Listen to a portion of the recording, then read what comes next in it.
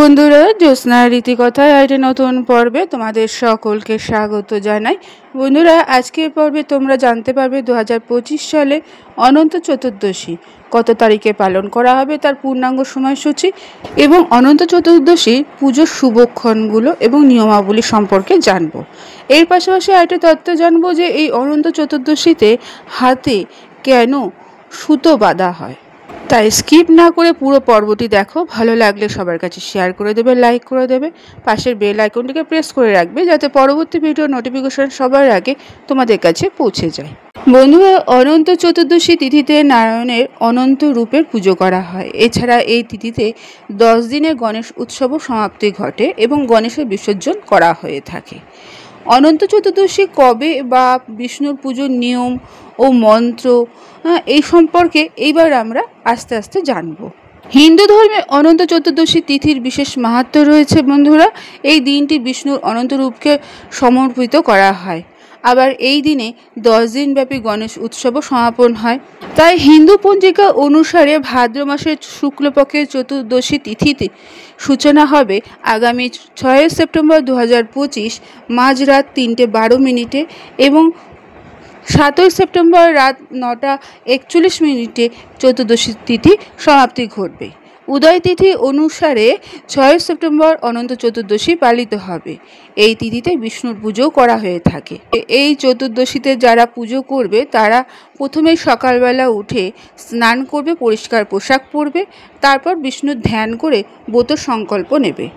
একটি চৌকিতে বা জল চৌকিতে বিষ্ণুর প্রতিমা স্থাপন করবে, আবার সামনে ঘট জল ভরে স্থাপন করবে।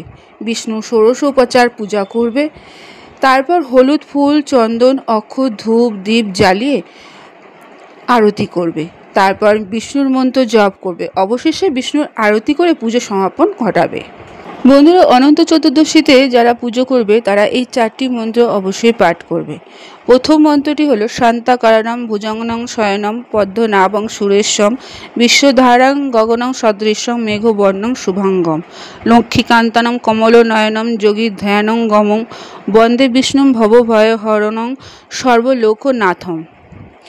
দ্বিতীয় মন্ত্রটি হলো দন্তাভয়ে চক্রবর দধানং করগ্রং স্বর্ণঘটং ত্রিনেত্রং ধৃত জয়লিঙ্গতম্বি পুত্রা লক্ষ্মী গণেশং কনকাম্বিদে।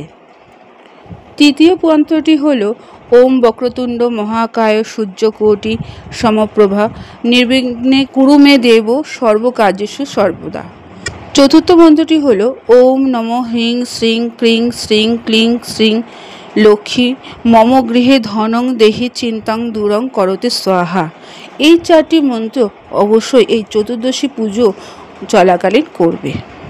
বন্ধুরা, এইবার আমরা জানব অনন্ত চতুর্দশীতে কেন আমরা অনন্ত সুতো বাঁধি। এই উপবাসে ভগবান বিষ্ণুর অনন্ত রূপের পুজো করা হয়। এরপর অনন্ত সুতো বাহুতে বাঁধা হয়, যার বিশেষ তাৎপর্য রয়েছে। এই দিনে কাঁচা সুতো দিয়ে তৈরি 14টি গিঁট দিয়ে তৈরি একটি সুতো বাহুতে বাঁধতে হবে ভগবান বিষ্ণু অনন্ত আশীর্বাদ লাভ করার জন্য। এই সুতো বাঁধার পদ্ধতি এবং নিয়ম বিশেষভাবে রয়েছে। অসীম সুতো আমরা কীভাবে বাঁধব? কাঁচা সুতোয় 14টি গিঁট বেঁধে কাঁচা দুধে ডুবিয়ে নির্ধারিত পদ্ধতিতে ভগবান বিষ্ণুর পুজো করবে এবং ওং অনন্তায় নমঃ মন্ত্রটি জপ করবে।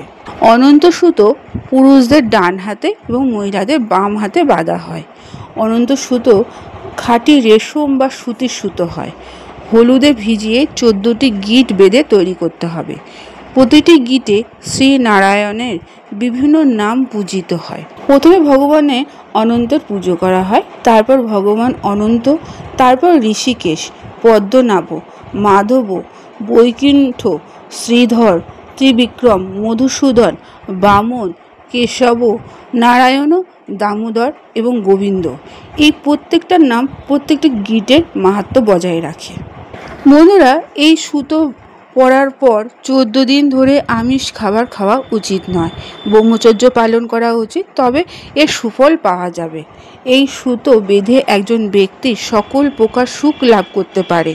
যদি জীবনের সব কিছু হারিয়ে ফেলে তাহলে অনন্ত চতুর্দশীতে ভগবান অনন্তের সঠিক পুজো করার পর এই সুতো বেঁধে নিয়ম মেনে চলো, তাহলে সব কিছু ফিরে পাবে। বন্ধুরা, আজকের পর্বটি এখানেই শেষ করলাম। এতক্ষণ আমার ভিডিওটি দেখার জন্য ও শোনার জন্য তোমাদের অসংখ্য ধন্যবাদ।